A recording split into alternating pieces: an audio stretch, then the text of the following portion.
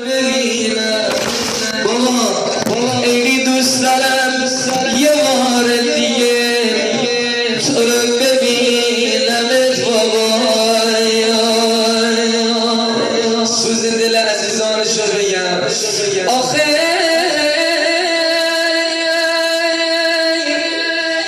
فلک داد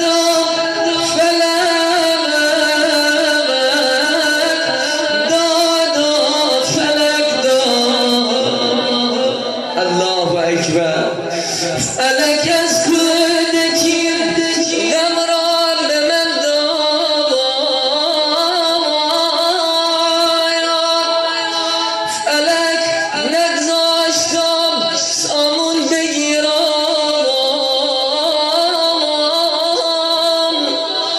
کلید شهر ماتم را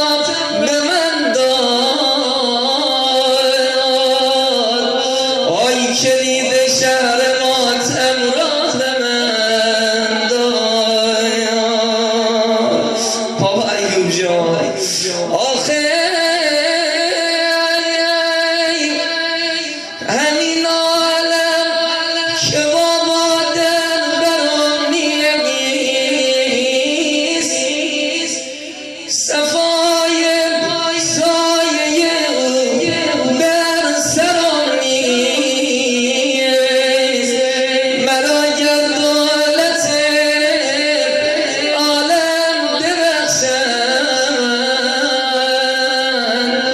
آی برابر با نگاه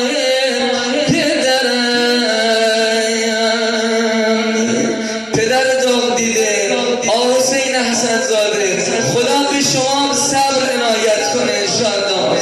آخه میگن دو تا داغ سرآمد داغ‌های جهانه اول میگن داغ اولاده میگن داغ اولاد قوت قلب پدر و مادر رو کم میکنه دومن میگن داغ برادره میگن داغ برادر کمر خواهر و برادر رو میشکنه. امروز من نمیدونم خواهراش کجای مجلس نشستن امروز مادروار براش عشق بریزن امروز مادر